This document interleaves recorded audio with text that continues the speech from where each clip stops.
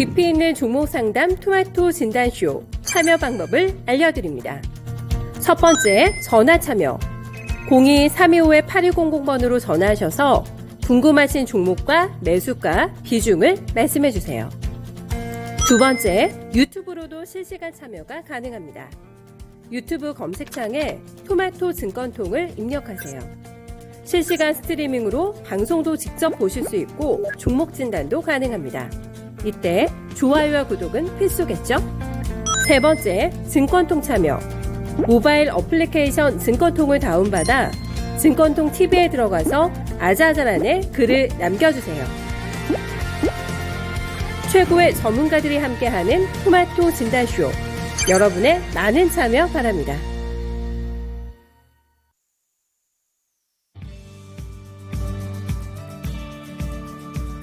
종목 진단 맛집 진단쇼의 김민아입니다. 이제 추석 연휴를 하루 앞두고 있는데요. 오늘 반나절만 지나면 연휴니까 그래도 힘을 내셔서 오후장도 잘 마무리를 해보셨으면 좋겠는데 오후로 넘어가기 전에 저희 진단쇼와 함께 해주시면서 맛있는 식사도 하시고 종목 진단도 받아보시길 바랍니다. 우선 간밤에는 미국에서 연준의 베이지북이 공개가 됐습니다. 아직까지는 물가가 여전히 높은 수준이라고 평가를 했는데요. 물가 압력이 최소한 연말까지는 이어질 것이라고 평가를 했습니다. 하지만 이러한 평가와는 다르게 이 미국 증시는 나름대로 양호한 모습으로 마쳤는데요. 이는 연준의 부의장이 노동시장이 강하고 또 경제활동 참가율은 긍정적이라고 발언을 하게 되면서 미국 증시는 선방하는 모습을 나타냈습니다. 이러한 맥락과 비슷하게 국내 증시도 어제는 많이 밀렸지만 오늘은 그래도 양호한 흐름을 이어가면서 상승률을 기록하고 있는데요. 이제 연휴를 앞두고 이번 주 마지막 재정비는 또 어떻게 하면 좋을지 두 분의 전문가님들과 함께하겠습니다.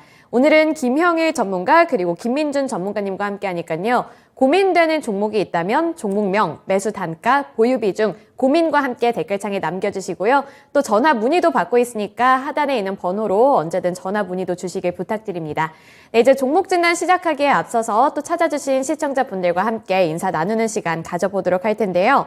네, 앞산솔님 안녕하세요. 한콩이님 반갑습니다. 서당계 1년차님 안녕하세요. 네, 태리님 안녕하세요. 태리님은 벌써부터 저에게 이렇게 덕담 아닌 덕담을 해주셨네요. 추석에 결혼 언제 할 거냐고 얘기 많이 들으실 예정인 미나 누나 이렇게 해주셨는데 그러면 벌금을 물을 겁니다. 네, 그리고 한콩이님 804님 오셨고요. 네, 그리고 서당계 1년차님 지이크님 안녕하세요. 제갈공명님도 오셨고요. 러브수기님 오셨습니다. 네, 모두 이렇게 찾아와 주셔서 감사드리고요. 오늘도 기분 좋은 진단쇼 될 수 있도록 열심히 진단해 드릴 테니까 끝까지 함께 해주시길 부탁드립니다. 네, 오늘 첫 번째 전문가님부터 만나볼게요. 김형일 전문가님입니다. 안녕하세요. 네, 반갑습니다. 김영일 전문가입니다. 네, 추석 연휴를 하루 앞두고 오늘 시장은 그래도 분위기가 나쁘지는 않은데 여기서 오늘 제가 한 가지 이슈를 체크해 보니까 푸틴, 그러니까 러시아하고 유럽 쪽에서 갈등이 또 한 번 좀 심해지는 것 같더라고요. 근데 그런 과정 속에서 푸틴 대통령이 곡물 수출 합의를 파기할 수 있다 이런 발언을 내놔서 이 곡물주들이 좀 오르고 있는 것 같은데 이게 또 장기전으로 갈지 궁금하거든요. 그리고 대응 전략은 또 어떻게 잡으면 좋을지 알려주세요. 네, 일단은 지금 현재 곡물주들이 상당히 좋은 그런 이제 반응을 보여주고 있죠. 이제 블라디미르 푸틴 러시아 대통령이 이번 이제 흑해가 다시 열렸었잖아요. 이제 수출길이 좀 다시 열리면서 곡물에 대한 어떤 수입이 다시 한번 원활해질 것이다라는 기대감이 커졌었는데 지금 이제 이번에 다시 이야기가 나온 부분이 무엇이냐라고 했을 때 흑해에서 수출되는 이 우크라이나 곡물의 대부분이 이제 도움이 절실한 아프리카 국가들이 아니라 유럽 국가로 대부분 보내지고 있다. 그리고 이 부분은 지금 현재 인도적 재앙을 촉발할 수 있다라고 이제 이야기를 했습니다. 그러면서 지금은 사실상 도움이 필요한 나라들이 있는데 그 도움이 필요한 나라가 아니라 유럽으로 가고 있기 때문에 이 부분이 문제가 있다. 지금 현재 유럽에 속았다라고 이제 러시아가 이야기를 하고 있는 상태죠. 물론 이제 이 부분은 표면적인 이야기다라고 보여지고 이제 가스뿐만 아니라 지금 현재 가스를 계속해서 좀 제재를 걸면서 이제 그 외에 유럽이 이제 계속해서 좀 대체 에너지를 또 빠르게 개발을 해 나가고 있잖아요. 그러면서 천연가스 비축량 또한 유럽이 어느 정도는 좀 갖춰 놓은 상태이기 때문에 지금 이제 러시아에서 이 서방 국가의 이 제재를 풀기 위한 추가적인 제재안을 또 곡물을 사용을 하는 것 같습니다. 그래서 지금 러시아는 계속해서 이러한 원자재들 그리고 이제 혹은 이 어느 정도 이 곡물이라든지 이런 것들을 무기로 이제 삼아서 계속해서 좀 유럽을 압박하려는 그런 의도로 보여지고, 그러면서 지금 현재 이 곡물 관련주들이 좀 상당히 좋은 상승이 나와주고 있습니다. 오늘 같은 경우에 이제 뭐 고려 산업이나 혹은 이제 대주 산업 같은 곡물, 비료, 사료 관련된 종목들이 일제히 좀 반응이 나오는 그런 이제 모습이 보여지고 있는데, 지금 현재 곡물, 비료, 사료 쪽은 사실상 완전히 트레이딩의 관점으로 지켜봐야 된다라고 이제 볼 수가 있을 것 같아요. 그러면서 지금 오늘의 흐름을 보게 되면 이제 어느 정도 상승이 나오기는 했지만 모든 종목들이 다 일제히 이전 매물대에 부딪히면서 다 윗꼬리를 그리는 그런 모습을 확인을 할 수가 있습니다. 지금 이제 대주산업이 가장 크게 움직이고 있고, 그 다음에 고려산업 정도가 이제 이등주로 볼 수 있을 것 같은데, 다 같은 흐름이죠. 어느 정도 상승이 나오다가 그 다음에 매물대 부딪히면서 윗꼬리 그리고 차익 실현 나오는 그런 흐름을 볼 수가 있죠. 지금 현재 곡물 관련된 종목들 그리고 비료 관련된 종목들은 전체적으로 완전히 트레이딩 관점에 접어들면서 이슈가 있을 때마다 반응이 나오는 그런 이 구간을 거쳐 나가고 있다라고 봐주시면 좋을 것 같습니다. 때문에 지금 현재 상태에서 곡물 관련주들은 장기적으로 보기에는 굉장히 리스크가 있는 그런 구간이다라고 보고 있고, 이제 어느 정도 이 이슈가 나올 때마다 당일 데이 트레이딩 정기인 관점으로 이제 접근을 해야 되는 그런 이제 섹터다라고 볼 수가 있을 것 같은데, 오늘만 봐도 완전히 대금이 확 터져서 이제 올라오는 게 아니라 그냥 이슈에 대한 반응 정도로 이제 이전 매물대까지만 상승이 나온 것 같거든요. 때문에 지금 이 곡물 비료 쪽은 난이도가 상당히 높은 트레이딩의 이 기술이 요구되는 그런 이제 섹터다라고 볼 수가 있을 것 같고, 굳이 이제 이슈가 나온다라고 해서 트레이딩을 좀 즐겨 하지 않으시는 분들은 뭐 접근하실 이유는 딱히 없다라고 생각이 됩니다. 앞에 이제 매물대도 굉장히 많은 그런 종목군들이기 때문에 이슈가 나올 때마다 트레이딩에 굉장히 좀 자신이 있다 하시는 분들은 그냥 당일 데이 트레이딩 관점으로만 접근을 하시고, 그 외에 그냥 나는 트레이딩에 대해서 그냥 뭐 크게 관심 없다, 그냥 좀 꾸준하게 모아가는 걸 선호한다 하시는 분들은 지금 현재 구간에서는 곡물 쪽은 장기적으로 볼만한 관점은 아니다라고 보여집니다. 곡물 비료 쪽은 지금 현재 구간에서는 워낙에 또 매물대가 두터운 그런 구간이기 때문에 장기적으로 보기보다는 단기적으로 지켜보시고, 단기 트레이딩에 자신이 없다 하시는 분들은 그냥 참고 정도만 하시는 그런 이제 용도로 곡물 비료 쪽은 지켜보시면 될 것 같습니다. 네, 러시아와 유럽 그리고 우크라이나 이 안에 얽혀있는 이 갈등이 참 끝날 것 같으면서도 안 끝나는 그런 이슈인 것 같아요. 그래서 이게 빨리빨리 돌아가고 있고, 여기서 오늘은 또 이 푸틴 대통령의 발언 때문에 곡물과 사료 관련주들이 치솟고 있는데, 이게 장기적으로 가거나 중장기적인 관점에서 접근할 만한 움직임은 아니다, 이렇게 정의를 내려주셨네요. 그래서 단기 트레이딩 관점으로 바라봐야 할 것 같으니까 이 부분 참고하시면서 여기에 자신 있다 하시는 분들만 진입을 하시고, 뭐 추가 매수나 아니면은 뭐 새롭게 진입을 하시는 것은 살짝 보류해 보시길 바랄게요. 네, 이제 첫 번째 종목 진단으로 넘어가 볼 텐데요. 제갈공명님이 보내주신 종목이고요. 유니셈입니다. 8,550원에 15% 보유 비중 들고 계신데요. 시간 투자를 좀 하면 손실을 안 보고 나올 수 있을지 진단 부탁드립니다, 이렇게 요청을 주셨네요. 네, 8,550원이면 하락 구간에 진입을 하셨는데, 그 이후에 유니셈도 광어처럼 바닥에 붙어있는 주식이거든요. 그래서 이게 언제 올라올지, 그리고 기다리면 그래도 매수가까지 오고 그 이상으로 또 갈 수 있을지, 이 부분을 짚어주셨으면 좋겠는데, 유니셈 그래도 제가 보니까 반도체 관련주로 엮이고 있고, 또 삼성전자와 엮이면서 하반기 실적 기대가 많고 있다, 이런 평가도 제가 봤거든요. 근데 그런 거에 비해서는 주가가 너무나도 이렇게 바닥에 붙어서 움직이지를 않고 있어서 왜 그런지도 좀 궁금하거든요. 어떻게 보시나요? 네, 일단은 유니셈 같은 경우에 대표적인 반도체 장비 기업이다라고 이제 볼 수가 있을 것 같아요. 반도체 장비 중에서도 이제 스크러버라고 하는 이제 어느 정도 이 탄소 저감에 관련된 이 공정 내에 이제 유해가스를 처리하는 이런 과정에서 이 탄소 배출을 저감할 수 있는 그런 장비를 주요 제품으로 이제 생산을 하는 그런 기업이다라고 이제 볼 수가 있을 것 같고, 앞으로 이 탄소 저감에 대한 부분은 시장에서 꾸준하게 이 필연적으로 성장을 할 수밖에 없겠죠. 지금 현재 뭐 글로벌적으로 탄소 중립에 대한, 탄소 저감에 대한 어떤 법들 계속해서 좀 나오고 있고, 지구 온난화를 대비해서 이제 이런 부분들이 앞으로 필연적으로 좀 성장을 할 수밖에 없다라고 보고 있기 때문에 유니셈의 이 스크러버 매출도 꾸준하게 조금 증가를 하지 않을까라고 이제 판단이 되고 있습니다. 지금 현재 상태에서 이 친환경 플라즈마 스크러버 같은 경우에는 지금 현재 구간에서 꾸준하게 수요가 증가할 것이다라고 이제 보고 있는데, 다만 지금 현재 유니셈 같은 경우에 이번 2분기에 조금 이 매출이 줄어든 전년 동기 대비 조금은 이제 감소한 그런 이제 흐름을 보였어요. 지금 현재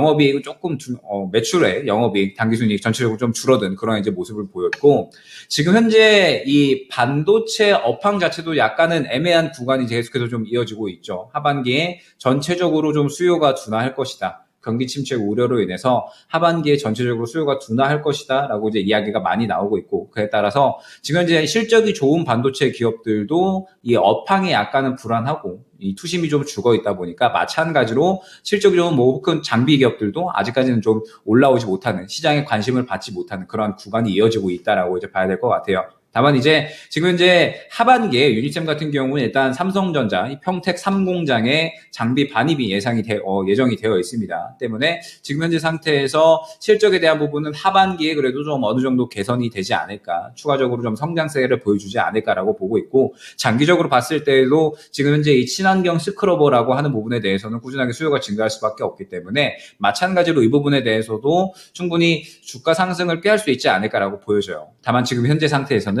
반도체 업황이 좀 많이 문제가 될 수도 있을 것 같고, 그 다음에 지금 현재 유니셈 같은 경우에 보게 되면 차트상으로 봤을 때 오늘 대금이 2억이 채 되지 않습니다. 2억이 채 되지 않는다는 말은 아직까지 시장에서 전혀 관심을 받지 못하고 있다라는 뜻이 돼요. 지금 최근에 이제 움직이는 종목들을 보면은 굉장히 이제 수급이 활발하게 들어오면서 좀 크게 움직이는 그런 모습을 보여주고 있는데, 지금 현재 공간에서 대금이 채 2억이 안 들어온다라는 뜻은 시장에서 조금 많이 관심을 받지 못하고 있다라는 뜻이 되고, 어느 정도 조금 이 죽어 있는 그런 상태다라고 볼 수가 있겠죠. 때문에 지금 현재 상태에서 유니셈 같은 경우에는 어느 정도 이 스크러버에 대한 수주권 혹은 이제 실적에 대한 회복, 이런 것들이 좀 이슈가 나와줘야 될 것 같습니다. 지금 현재 구간에서 그런 이제 이슈들이 나와줘야지 추가적으로 좀 상승이 나올 수 있는 그런 구간을 잡아갈 수 있다라고 이제 보여지는데, 다만 지금 현재 유니셈 같은 경우에는 뭐 떨어질 대로 떨어졌다라고 보여져요. 그렇게 이제 뭐 실적적인 부분이 엄청 나빠진 것도 아니고 그래도 안정적으로는 나오는 수준에서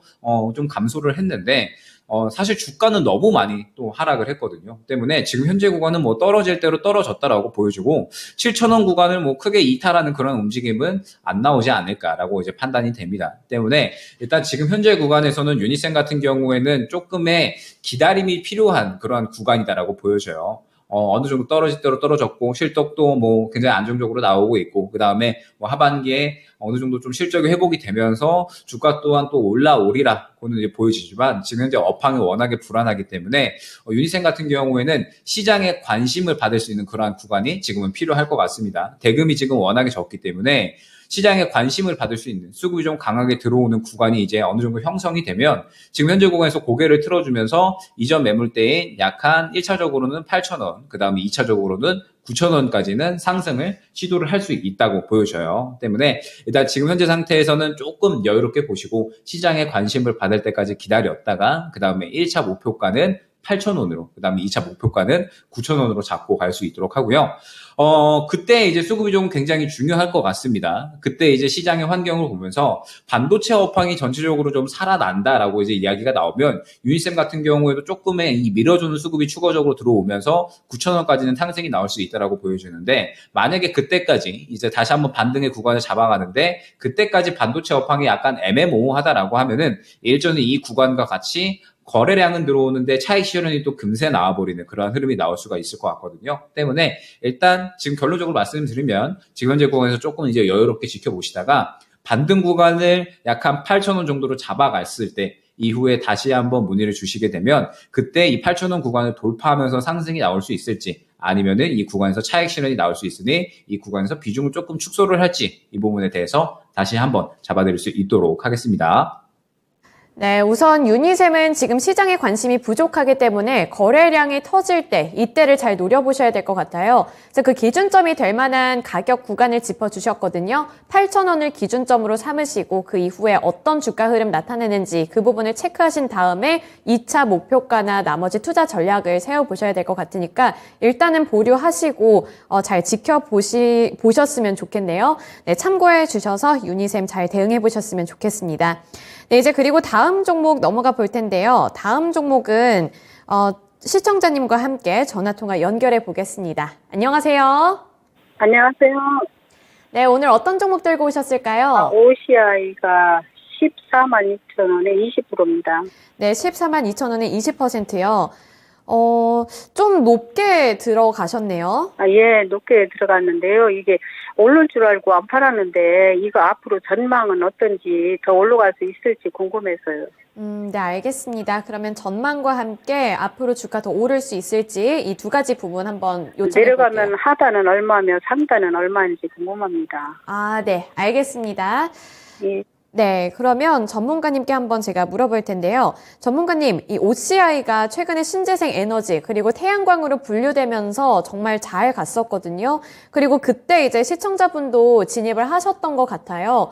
근데 그 이후로 외국인이랑 기관의 수급이 정말 많이 빠져나갔고 최근에도 많이 빠져나가고 있어서 이게 오르지는 않고 오히려 하락 국면에 진입을 한 것 같아서 어떻게 해야 되나 걱정이 많이 될 것 같은데 우선은 이 OCI 전망이랑요, 또 손절가, 목표가, 그리고 하단은 어느 정도가 될지 이 부분 잡아주세요. 네, 일단 OCI 같은 경우에 최근에 이 폴리실리콘 가격에 대해서 상당히 조금 수혜를 받은 그런 기업이었습니다. 이제 중국에서 이 폴리실리콘 생산이 조금 이제 차질이 생길 것 같다라고 이제 이야기가 나왔었죠. 중국의 이제 스촨성이 지금 현재 전력이 상당히 조금 부족할 것으로 이야기가 나왔습니다. 이 스촨성이 이제 약 전력의 80%를 수력 발전으로 얻는데, 이 중국 중남부 지역에 역대 최악의 폭염이 이제 나오게 되면서 가뭄이 일어났고, 그러면서 이제 물이 부족해지니까는 수력 발전으로 대부분 이 전력을 얻는 이 중국 중남부 지역에서 이제 상당히 조금 이 생산을 하는데 차질이 생겼죠. 그러면서 지금 이제 폴리실리콘 이 생산에 대한 차질이 빚어지면서 이 폴리실리콘 가격이 올라가고, 그러면서 동시에 이제 OCI 같은 경우에도 상당히 조금 수혜를 받을 수 있는 그러한 기대감이 커졌다라고 이제 볼 수가 있을 것 같습니다. 그래서 최근에 굉장히 좋은 상승이 나왔죠. 1차적으로 그리고 2차적으로 같은 구간에서 상승이 나오는 그런 모습을 보였는데, 지금 현재 전체적인 신재생 에너지 관련된 종목들을 보게 되면 하나솔루션 같은 경우에는 굉장히 좀 상승이 잘 나오고 있죠. 그런데 그 외에 SDN이나 그 다음에 신성 ENG, 그 다음에 S에너지 등등. 지금 현재 신재생 에너지 관련된 종목들은 이슈가 나올 때 관련 있는 종목들이 탄력이 나오고 선별적으로 상승이 나오는 구간이다라고 봐야 돼요. 풍력 같은 경우에 지금 현재 최근에 상승 나왔던 CS 베어링이나 혹은 CS 윈드, 그 다음에 추가적으로 동국의 XNC 이제 이러한 종목들이 있을 텐데, 지금 이제 신재생 에너지들은 어느 정도 테마의 성격을 갖고 움직이기 때문에 이슈가 나올 때는 상당히 좀 강한 움직임을 보여주는데, 이제 어느 정도 이슈가 조금 사그라들면은 또 빠르게 차익 실현이 나오는 그러한 구간들이 이어진다라고 봐야 될 것 같아요. 그러면서 지금 현재 OCI 같은 경우에는 2분기 실적이 시장의 예상 컨센보다 조금은 하회하는 그러한 흐름이 나왔기 때문에 추가적으로 주가 조정이 나오고 있는 상태다라고 이제 봐야 될 것 같습니다. 그러면 이제 하반기에 실적이 조금 어떨 것 같느냐? 하반기에는 실적이 그래도 어느 정도는 좋아질 것 같아요. 이제 하반기에 어느 정도 좀 개선이 될 것이다라고 이야기가 나오고 있는데, 지금 이제 이 폴리실리콘 가격이 바로 이렇게 조정이 나오기는 쉽지가 않습니다. 지금 중국의 전력 부족으로 인해서 하반기까지는 약간 생산 차질이 계속해서 좀 이루어질 것이다라고 보고 있고, 그러면서 지금 현재 이 OCI 같은 경우에 말레이시아 공장에 증설이 이루어지면서 추가적으로 한 3만 톤에서 4만 톤 정도 이제 생산이 가능할 것으로 보여지고 있기 때문에 이러한 부분들이 실적에 반영이 된다라고 하면은 당연히 또 크게 실적이 증가를 할 수가 있겠죠. 때문에 하반기에 어느 정도 실적이 추가적으로 개선이 된다라고 한다면 OCI 같은 경우에는 바닥을 잡아주는 구간이 굉장히 중요하다라고 볼 수가 있을 것 같습니다. 바닥만 잘 잡는다라고 하면 또 무난하게 어떤 실적의 회복에 따라서 주가 또한 같이 또 회복이 될 수 있는 그런 구간들이 형성이 되겠죠. 때문에 지금 현재 OCI 같은 경우에는 지금 현재 구간이 굉장히 중요하다라고 볼 수가 있을 것 같아요. 보게 되면 10만 원 구간에 상당히 좀 강한 지지라인이 형성이 되어 있는 걸 볼 수가 있죠. 최근에 상승이 나왔던 구간도 10만 원을 기준으로 상승이 나왔고, 그 다음에 밑꼬리를 잡을 때에도 어느 정도 10만 원 구간에서 지지라인을 형성을 하는 걸 확인을 할 수가 있습니다. 때문에 10만 원 구간을 지켜주는 게 굉장히 중요하다라고 이제 볼 수가 있을 것 같고요. 10만 원을 이탈을 하게 되면은 저가 부분 약 한 9만 원 정도까지는 추가적으로 조정이 나올 수는 있으나 웬만하면 좀 10만 원 정도는 지켜주지 않을까라고 이제 생각이 됩니다. 때문에 일단은 1차적으로 10만 원 구간 지켜주는지를 가장 중요하게 보셔야 될 것 같고요. 역시나 이제 OCI 같은 경우에 문제점이 무엇이냐라고 한다면 상승을 하는 데 있어서 조금은 방해될 수 있는 물량들이 상당히 많다라는 뜻이에요. 뭐냐라고 하면 지금 이제 약 한 12만 원 구간, 그 다음에 11만 5천 원 구간, 그 다음에 13만 원 구간, 그리고 14만 원 구간까지 넘어야 될 산들이 굉장히 많습니다. 이제 주가 상승을 위해서는 이 소화해줘야 되는 매물대들이 굉장히 좀 많이 있기 때문에 이 산들을 넘어줘야지 주가가 차례차례 좀 성장을 할 수 있는 그런 구간이 좀 펼쳐지지 않을까라고 보여지고, 지금 현재 단가가 조금은 높으세요. 이제 14만 2천 원이시고 지금 이 넘어야 될 산의 가장 고점 부근이기 때문에 일단 OCI 같은 경우에는 추가 매수를 준비하는 쪽이 가장 조금 적절하지 않을까라고 보여집니다. 지금 현재 비중이 조금은 많으시기 때문에 일단은 10만 원 구간 지켜주는지를 좀 주요하게 보시고요. 그러면서 10만 원 구간을 만약에 지켜주면서 좀 상승이 나온다라고 하면 1차적으로는 11만 원 정도 구간까지는 상승이 나올 것이다라고 보여집니다. 그러면서 11만 원 구간에 상승이 나오고 눌리는 구간이 저는 이 추가 매수 구간이 좀 적절할 것이다라고 보여지거든요. 때문에 일단 지금 이제 OCI 같은 경우에는 10만 원 구간 1차 지지라인을 좀 설정을 하고 그 다음에 어느 정도 반등이 나오면서 11만 원 구간 돌파 시도를 하다가 혹시나 눌려주게 되면 이 구간이 가장 적절한 추가 매수 구간으로 이제 보여질 것 같고요. 그 다음에 혹시나 11만 원 구간을 바로 돌파를 해주고 12만 원 정도까지 상승이 나온다라고 하면은 어느 정도 다시 한번 잡는데 또 리스크가 생기는 구간이 또 될 수가 있어요. 때문에 지금 현재 구간으로부터 11만 원 구간을 일단 1차 목표 반등가로 주요하게 잡아가시고 눌리는지 돌파를 하는지를 보면서 이 구간에서 추가 매수를 할지 아니면 그냥 좀 더 지켜보면서 비중 축소로 진행을 할지 생각을 하시면 될 것 같습니다. 너무 대응이 어렵다라고 하시면 일단 지금 현재 구간에서 10만 원 정도 지켜주는지만 좀 보시고 그 다음에 반등이 나올 때 11만 원 구간에 다시 도달을 하게 되면 그때도 다시 문의 주시면 좋을 것 같아요. 그 구간에 다시 문의를 주시게 되면 이제 뭐 추가 매수를 준비할지 아니면은 조금 더 돌파하는 거 보고 이거는 비중 축소로 그냥 진행을 하는 게 좋을 것 같다 이렇게 좀 명확하게 안내를 드릴 수 있을 것 같아서 지금 현재 구간은 10만 원 지켜주는지만 주요하게 보시면서 향후에 다시 문의를 주셔도 좋을 것 같습니다. 네, 시청자님 아까 대응 전략 이렇게 물어봐 주시면서 이 구간을 잡는 게 궁금하다고 하셨잖아요. 그래서 두 가지가 중요할 것 같은데 일단 1차적으로는 주가가 10만 원 부근까지 가느냐 그리고 10만 원을 뚫느냐 이 부분을 좀 지켜보셔야 될 것 같고요. 그 이후에는 이제 11만 원이 기준점이 될 것 같은데 그때 다시 한번 진단쇼 찾아와 주셨으면 좋겠네요. 네, 감사합니다. 수고하세요. 네, OCI 최근에 신재생 에너지 관련주로 분류가 되면서 유럽 쪽의 수혜도 받고 있고 앞서 전문가님이 언급해 주셨던 중국의 폴리실리콘과 관련해서 반사 수혜를 누리는 그런 종목이기도 했는데요.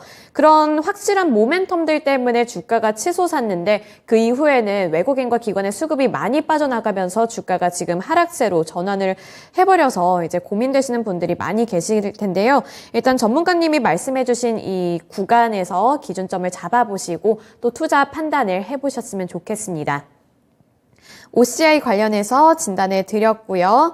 네, 이제 다음 종목 넘어가 봐야 할 텐데요. 다음 종목은 804님이 보내주신 심택입니다. 37,500원에 20% 보유 비중 들고 계신데요. 심택을 언제 매수하셨는지 정확히는 모르겠지만 완전 최근이 아니라면 일단은 수익 구간을 놓치셔서 더 속이 타들어 가실 것 같고 그게 아니더라도 이 37,000원 구간 이후부터는 내리막길을 걷고 있어서 이것도 너무 힘이 드실 것 같아요. 근데 심택 제가 생각할 때는 반도체 관련해서 나름 그래도 관심을 많이 받았던 종목으로 기억하고 있거든요. 근데 그거에 비해서 요즘 그냥 반도체 업황이 안 좋아서 그런 건지 어떻게 대응을 해보면 좋을지 짚어주셨으면 좋겠고요. 이게 오를 만한 모멘텀이 있는지도 함께 알려주세요. 네, 일단은 말씀 주셨던 지금 현재 이 반도체 업황이 첫 번째가 될 거고요. 그 다음에 이제 두 번째로는 이제 패키지 기판의 업황이 이제 최근에는 정말 계속해서 좋은 이야기들이 많이 나왔었잖아요. 꾸준히 이제 뭐 수요는 증가할 수밖에 없다. 그리고 현재 그 수요를 어느 정도 감당할 만한 공급에 대한 부분도 충분히 다 뭐 심택, 뭐 대덕전자, 뭐 코리아서킷도 다 마찬가지지만 증설을 해놨기 때문에 그런 부분, 이 수요에 대한 부분도 충분히 감당할 수 있다라는 이제 이야기가 나오면서 정말 이제 좋은 이야기들이 많이 나왔었습니다. 그런데 이제 이 패키지 기판의 업황이라든지 영업이익률이 이제 완전히 조금 피크를 찍었다. 꾸준히 상승을 할 것이지만 이전처럼 엄청나게 치고 올라가지는 않을 것이다라는 이제 이견이 조금 이제 나왔어요. 그러면서 지금 현재 전체적인 이 기판주들은 뭐 매출, 실적 엄청나게 잘 좋게 나오고 있는데도 불구하고 주가 조정이 좀 계속해서 나오고 있는 그런 구간이다라고 이제 봐야 될 것 같습니다. 지금 이제 심택 같은 경우에 2022년 하반기 그 다음에 2023년에도 꾸준하게 이 매출이나 영업이익은 계속해서 조금 상승을 할 것으로 이제 판단이 되고 있습니다. 지금 현재 상태에서 워낙에 조금 기대를 많이 했었던 그런 이제 이 섹터이기 때문에 지금 현재 PCB 기판 쪽이 조금 조정이 나오고 있다라고 봐야지 여전히 현재 이 매출과 영업이익은 탄탄하다. 꾸준하게 좀 성장을 할 것이다라고 이제 보여지고 있어요. 때문에 지금 현재 주가 상태는 뭐 설명할 수 없는 저평가 구간이다라고 이제 일부 증권사에서 이야기가 나오고 있는 상태죠. 때문에 지금 현재 구간에서 심택 같은 경우에는 저점을 잘 잡아가는 그런 이제 매매가 굉장히 중요할 것이다라고 이제 보여집니다. 지금 전체적으로 모든 이 PCB 기판주들이 좀 조정이 나오고 있는데 뭐 역시나 이 업황에 대한 부분들이 조금 클 것 같아요. 지금 현재 반도체 업황 전체적으로 조금 조정이 나오고 있고 그러면서 PCB 기판에 대한 부분들도 수요가 조금 하락할 것이다 라고 이제 이야기가 나오고 있기 때문에 이 부분이 또 가장 큰 원인이 된다라고 이제 볼 수가 있을 것 같습니다. 때문에 일단 지금 현재 구간에서는 바닥을 잡는 매매가 좀 가장 중요할 것 같은데 지금은 일단은 아직까지는 바닥을 확실하게 잡았다라고 보기는 힘들어요. 보게 되면 일단 저점을 최근 저가가 약간 33,500원에서 이제 확보가 됐습니다. 그러면 이 33,500원을 조금 지켜줘야지 그래도 이 구간에서 지지를 해주면서 다시 한번 뭐 4만 원까지 끌어올리는 그런 흐름을 기대를 할 수가 있는데 지금 현재 구간에서 보게 되면은 33,500원 이탈 시에는 굉장히 또 3만 원 정도까지 열려있는 모습을 확인을 할 수가 있죠. 때문에 지금 구간에서 일단은 33,500원 구간을 이탈을 하게 된다라고 했을 때에는 일단 어느 정도 비중 축소를 하고 그 다음에 향후에 다시 한번 저가가 잡혔을 때 오히려 조금 그때 비중을 실어서 수익을 좀 더 크게 보는 그러한 방향으로 진행을 해주시는 게 좋을 것 같고요. 만약에 지금 현재 구간을 지켜준다라고 하면은 뭐 심택 같은 경우에 말씀드렸지만 지금 현재 구간은 기대감이 줄어드는 구간이다라고 볼 수가 있어요. 그동안은 이제 뭐 실적도 정말 잘 나오기는 했지만 기대감 자체가 워낙에 좀 컸었던 그런 이제 섹터라서 지금 현재 구간에서 뭐 꾸준하게 자리를 잡아준다라고 하면 다시 한번 그래도 이 하반기 실적 그리고 내년 실적의 상승에 따라서 다시 한번 또 주가는 회복을 노릴 수 있지 않을까라고 보여집니다. 때문에 일단은 1차 목표 반등가 같은 경우에는 4만 원을 잡고 진행을 해주시면 좋을 것 같아요. 그러면서 4만 원 정도까지 일단은 반등이 나온다라고 하면 또 두 가지 방향이 있겠죠. 추가적으로 이 반도체 업황도 살아나고 PCB 기판 업황이 더 살아난다라고 하면서 4만 5천 원 정도까지 돌파를 하고 상승이 나올 수 있겠지만 그 구간에서 4만 원 구간에서 차익 실현이 나온다라고 하면 다시 한번 또 이 4만 5천 원 구간까지 눌리는 그런 구간이 나올 수가 있겠죠. 심택이나 코리아 서킷, 대덕전자 모두 마찬가지겠지만 실적이 좋은 종목들은 바닥에서 사는 게 가장 승자입니다. 때문에 일단 지금 현재 구간에서 만약에 4만 원 구간에서 반등 나오고 차익 실현이 나온다라고 하면 한 차례 정리하고 저점 잡혔을 때 다시 접근을 하면 또 수익을 가져다 줄 그런 종목이거든요. 때문에 지금 현재 구간에서는 일단은 이 지지 라인을 33,500원으로 좀 확실하게 잡고 이 구간이 이탈하게 된다라고 했을 때는 어느 정도 비중 축소 전략으로 진행을 해주시는 게 좋을 것 같고요. 그 다음에 지금 현재 구간을 지켜준다라고 하면은 4만 원 정도 반등 구간으로 잡고 진행을 하되 뚫어준다라고 하면 추가적인 수익 구간을 노리지만 혹시나 4만 원 구간을 뚫어주지 못하고 차익 실현이 나온다라고 하면은 이 구간에서 한 번은 정리를 했다가 그 다음에 이후에 눌릴 때 다시 한번 조금 접근을 노려보자 이렇게 안내드릴 수 있도록 하겠습니다. 네, 803님, 이 심택과 관련해서 굉장히 꼼꼼하게 전략을 잡아주셨는데요. 우선 가장 궁금해하셨던 부분이 손절에 손이 가는데 해야 할까요? 이 부분이었잖아요. 그래서 33,500원을 기준으로 잡아보시고 이 밑으로 내려간다 하면은 그때 이제 비중 축소를 생각해 보시면 될 것 같아요. 그리고 그 이후에 1차 목표가는 4만 원으로 잡아주셨으니까 이 두 가지 키포인트 잘 생각해 보시면서 더 나은 투자 판단 해보시길 바랄게요. 네, 오늘 김영일 전문가님과는 여기까지 진단해 보겠습니다. 전문가님 말씀 고맙습니다. 네, 감사합니다. 네, 오늘 김영일 전문가님과 함께 여러 가지 종목들 진단해 드렸습니다. 네, 지금 이제 두 번째 전문가님 만나봐야 하는데 그 전에 지금 댓글창에 모두가 한 마음으로 각자의 부장님 이야기를 이렇게 남겨주셨는데 여러분 여기 만약에 부장님이 계시면 어쩌시려고 그러세요? 부장님이 보시면 너무 슬퍼하지 않을까요? 아니면 더 자리를 지키시는 거 아니에요? 그게 걱정되는데 네, 그래서 부장님이 여기에 계실 수도 있으니까 조심히 말씀을 해주세요. 네, 그리고 이제 두 번째 전문가님과 함께 또 나눠볼 이야기에 대해서 제가 살짝만 언급을 해드리자면, 요즘에 환율이 정말 치솟고 있습니다. 이번에 제가 보니까 환율이 지금 1381원까지 올라갔거든요. 그런데 1380원을 돌파한 것은 13년 5개월 만에 처음 있는 일이라고 하네요. 그래서 이제는 1390원까지도 올라갈 수 있다. 이러한 이슈가 나오면서 시장이 좀 불안한 모습도 나타내고 있는데, 이렇게 하다가 1400원까지 가는 거 아니야? 이런 우려감도 같이 나오고 있거든요. 그래서 이렇게 환율이 계속 치솟다 보면 아무래도 외국인과 기관의 수급이 더 빠져나갈 수밖에 없잖아요. 그래서 환율이 조금은 진정이 되어야만 괜찮아지지 않을까. 그래서 좀 환율이 더 내려갔으면 좋겠네요. 그래도 다행인 건 지금 0.33% 어느 정도 조금은 진정되고 있다는 점 참고해 주시면 좋겠습니다. 그리고 환율도 환율이지만 또 한 가지 또 다른 점은 금리와 관련된 이야기인데요. 이제 9월 FOMC가 예정이 되어 있는데 지금 다시 한번 자이언트 스텝 쪽으로 가능성이 더 많이 생기고 있습니다. 패드워치 쪽에서는 74% 가능성이 있다고 하는데요. 이렇게 시장이 아무래도 너무 변동성이 강해지고 불안감이 심해지니까 이럴 때는 국내 증시 어떻게 대응해 보면 좋을지 이번에는 김민준 전문가님과 함께 진단해 보겠습니다. 네, 안녕하세요, 전문가님. 네, 안녕하십니까. 김민준입니다. 네, 요즘 시장이 이 환율 그리고 금리 때문에 변동성이 너무 강한 것 같아요. 환율이 이제는 1380원 돌파를 했고, 그리고 금리도 다시 한번 0.75%포인트 인상할 것 같다, 이런 소식이 들려와서 이럴 때는 변동성이 더 커질 것 같다고 느껴지는데, 국내 증시 어떻게 대응해 보는 게 좋을까요? 네, 환율이야 금주 월요일부터 1,400원을 염두에 두고 말씀을 좀 드렸던 것 같고요. 지금 긴축의 속도라든지 여러 가지 잭스론 이후에 매파적인 이야기가 계속적으로 나오고 있고, 연준의 스탠스는 바뀌지 않는다고 매번 말씀드렸던 것 같습니다. 매파적인 스탠스인데, 그 안에 코멘트가 조금 더 보수적인 코멘트가 합쳐지면서 결국은 원달러 환율을 끌어올리게 된 요소가 된 것 같고요.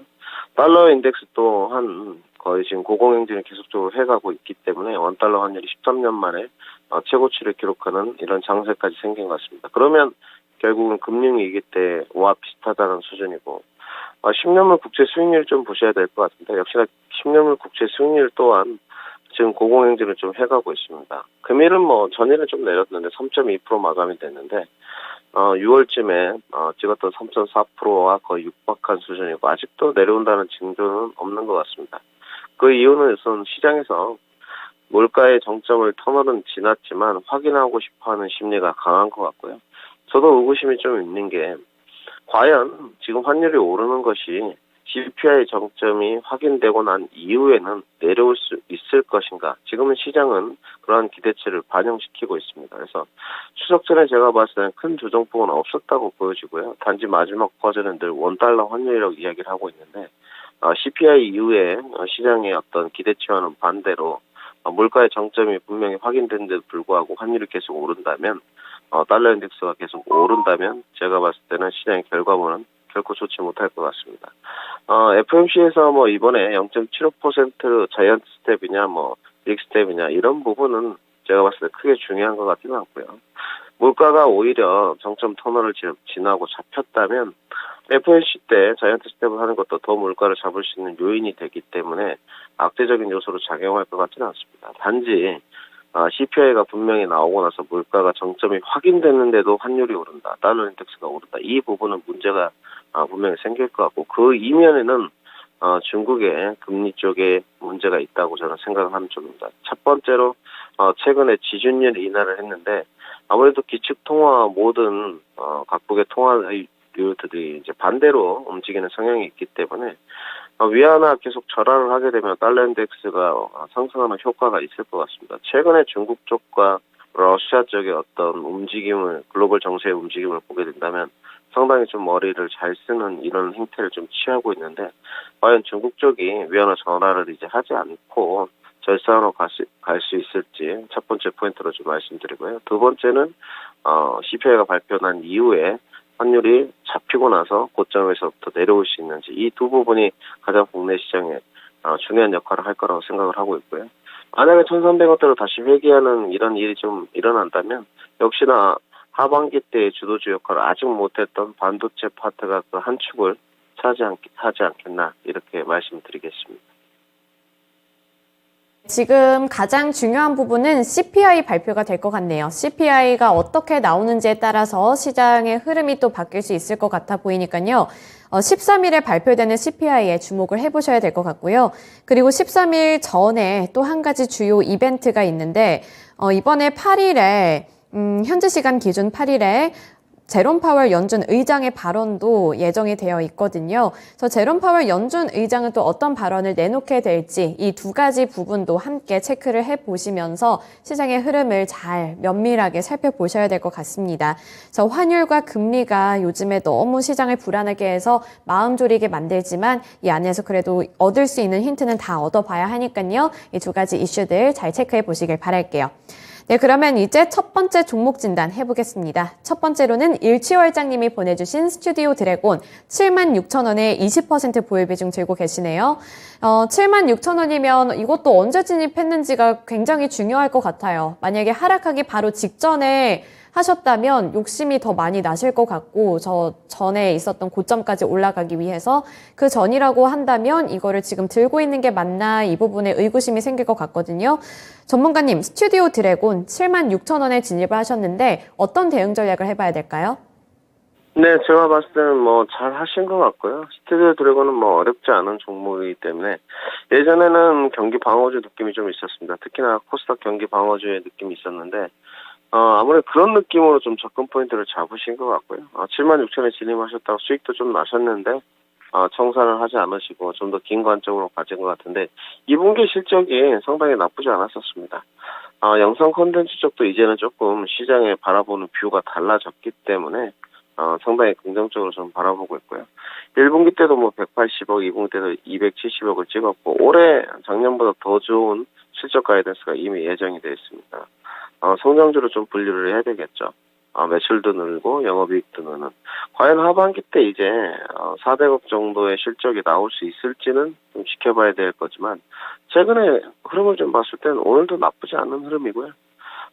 스튜디오 드래곤은 늘 말씀드리지만 큰 수익은 가져다 주지는 않습니다. 그렇다고 해서 나쁜 수익도 가져다 주지는 않거든요. 조금 인내심을 가지시면 충분히 수익이 가능한 종목이고요. 외국인의 한 달 동안 수급 동태를 스튜디오 드래곤을 보시면 수급이 굉장히 좋습니다.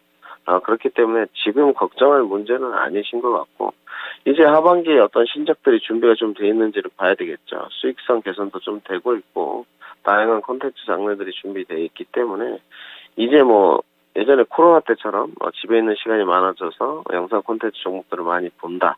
이러한 가벼운 인식에서는 좀 벗어난 것 같고요. 오늘의 스튜디오 드래곤의 어떤 기업에 대한 실적과 밸류를 평가받을 것 같습니다. 밸류에이션은 좀 높은 편인데 실적이 하반기 때 2분기만큼만 이어진다면 충분히 반등 가능하다고 좀 보여집니다. 반등 목표가 정해드리고 보유 기간은 언제까지 보유하실지 모르겠지만 1차 목표가는 제가 봤을 때 이 고점 상단인 83,000원, 2차 목표가는 88,000원으로 설정해드리도록 하겠습니다.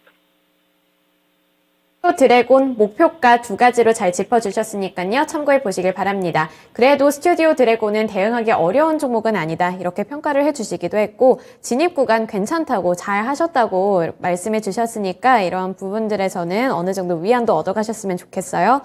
네, 이제 두 번째 종목 넘어가 볼 텐데요. 두 번째 종목은 김화수님이 보내주신 대우건설입니다. 대우건설 9,000원에 진입을 하셨고요. 그리고 보유 비중도 상당히 높으세요. 50%나 들고 계신데 9,000원에 진입을 하셨으면 지금 거의 반토막이 난 상황이고요. 여기서 제가 놀랐던 게 14년 동안 보유 중이라고 하시네요. 그래서 매수 평균가가 9,000원인데 14년 동안 보유를 하셨고 그 이후에는 줄줄줄줄 주가가 빠지기만 해서 이거 지금 빼지도 못할 것 같아요. 비중도 많고.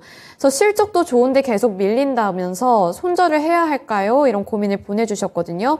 근데 대우건설 전망이 너무 안 좋은 거 아닌가 싶은 게 어제는 52주 신저가까지 다시 한번 새로 기록을 했고 그래서 이거를 더 들고 가는 게 의미가 있을지 어떻게 보시나요? 대우건설은 실제로 저도 추천을 많이 드려봤는데 작년인 것 같은데요. 작년 초반에 한 5,000원대 대우건설을 추천드렸던 것 같고 수익이 많이 났었습니다. 네, 9,540원까지 갔기 때문에 대우건설로 저는 좀 재미가 좋았었는데 이분은 지금 이게 14년째 들고 계신다고 하시니까 제가 드릴 말씀이 없을 것 같은데 국내 시공 상위 건설사라고 좀 말씀을 드려야 되겠죠. 탑5 안에 들어가고 있고 2분기에 매출이 조금 떨어졌는데 매출이 안 좋다고는 말할 수 없을 것 같습니다. 배당 메리트도 상당히 있고요. 그 다음에 매출 추이가 나쁘지 않은 기업 중에 하나입니다. 지금 밸류가 보니까 거의 3배, 4배밖에 되지 않고 PBR이 0.58인데 주가의 문제는 상관이 없죠. 근데 밸류에이션만 가지고 주가가 늘 움직이지 않는다 말씀을 드리고 있고요. 특히나 이제 원전 시공 능력을 좀 봐야 될 것 같은데 지금 주가가 오르려면 늘 말씀드리지만 건설 쪽은 금리 인상의 시기에는 건설 쪽은 좋지 않다. 단지 제가 건설 쪽에 늘 부각을 드리는 말씀은 부동산 정책에 대한 이슈는 계속적으로 나오지 않겠느냐. 신정부가 들어서고 나서는. 실제로 신정부가 들어서고 나서 5,300원에서 한번 반등했던 구간이 있습니다. 거의 7,500원까지 올라가는 그런 반등 구간이 있었기 때문에 40% 넘게 올랐었죠.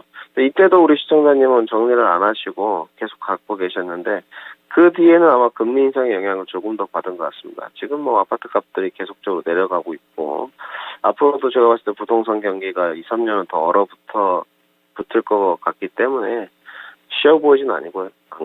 그러면 다른 쪽으로 모멘텀 접근을 해봐야 되겠죠. 역시나 원전인 것 같습니다.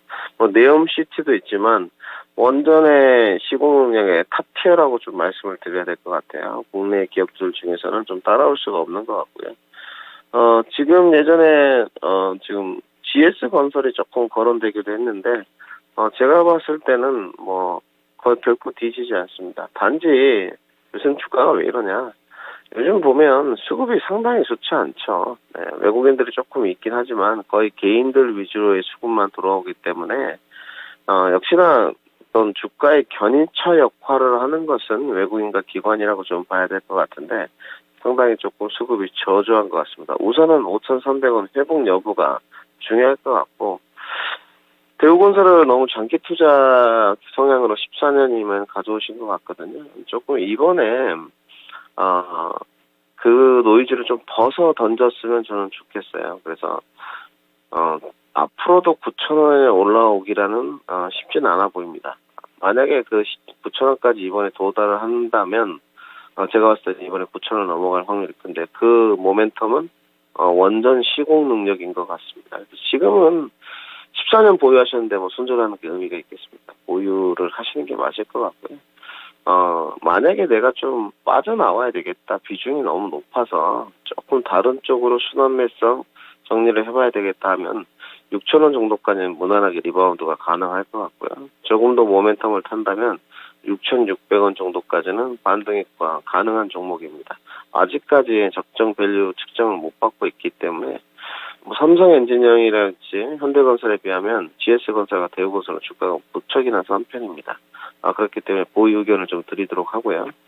장기 보유하셨을 때는 그냥 본전에서 탈출 의견, 내가 조금 더 자금을 철수하는 의견은 6,000원과 6,600원 레인지 보험 사이에서 비중 축소 의견 30% 드리도록 하겠습니다. 네, 우리 시청자님 14년이면 정말 장기 보유 중에서도 최장기 보유를 하고 계신 건데 지금 여기서 너무 많이 답답하시겠지만 지금 손절하는 게 그렇게 큰 의미를 갖는다 이렇게 볼 수는 없을 것 같아요. 그래서 만약에 현금 확보가 꼭 필요하시다면 아까 설정해 주신 6,000원 구간에서 30% 정도 비중 축소하시는 걸 추천해 주셨고요. 그 이상까지 들고 가실 수 있다 하시면 원금까지 회복하는 것을 목표로 두시면 되겠습니다. 우선 이렇게 건설 관련 주들은 해외 수주가 앞으로는 관건이 될 것이라고 평가를 받고 있는데요. 이러한 부분에 있어서 아까 김민준 전문가님이 말씀해 주셨던 원전 쪽이 관건이 될 것 같고 그리고 원전이 아니더라도 지금 증권가 분석 내용을 보면 대우건설이 LNG 플랜트와 관련해서 그래도 모멘텀을 갖고 있다고 평가를 하고 있으니까 이런 여러 가지 부분들도 함께 반영해 보시면서 어떤 투자 전략을 세워보면 좋을지 판단해 보셨으면 좋겠습니다. 그래도 손실을 최대한 메꿔 가시면서 이 대우건설을 잘 대응해 보셨으면 좋겠네요. 네, 그리고 이제 다음 종목 넘어가 보겠습니다. 다음 종목은 시청자님과 전화통화 연결인데요. 지금 바로 연결해 볼게요. 네, 안녕하세요. 네, 안녕하세요. 네, 오늘 어떤 종목 들고 오셨어요? 예, 광명전기요. 네, 광명전기 보유 비중이랑 매수 단가도요. 20%에 2,900원이요. 네, 2,900원에 20%요. 네. 그런데 어떻게 그냥 매수하자마자 네. 살살 흘러내렸는데 이게 뭐 가지고 있어야 되나 손절을 해야 되나 뭐 막막해가지고 전화 드려봤습니다. 네, 그러시군요. 그러네요. 매수하시자마자 내려가서 화도 나실 것 같은데 이걸 지금 손절할 타이밍인지 기다려봐야 할 타이밍인지 한번 물어볼게요. 예. 네, 전문가님 2,900원 부근에 진입을 하셨고요. 20% 보유 비중이면 또 적은 보유 비중은 아닌데 지금 만약에 주가가 이렇게 계속 내리막길만 걷는다면 또 손절하는 게 나쁘지도 않을 것 같다. 이런 생각을 하시는 것 같아요. 그래서 이걸 지금 손절할 타이밍일지 아니면 앞으로 더 들고 가면 좋을지 이 두 가지 부분이 궁금한데 뭐 두산 에너빌리티 쪽에 공급도 한다고 하는데 들고 가는 것도 나쁘지 않지 않을까요? 글쎄요, 일단 제가 봤을 때 광명전기 자체가 실적이 답보되는 기업은 아니고요. 그렇다고 또 실적이 안 나오는 기업도 아닙니다. 근데 성장주는 분명히 아니라는 걸 우선적으로 좀 말씀을 드리고요.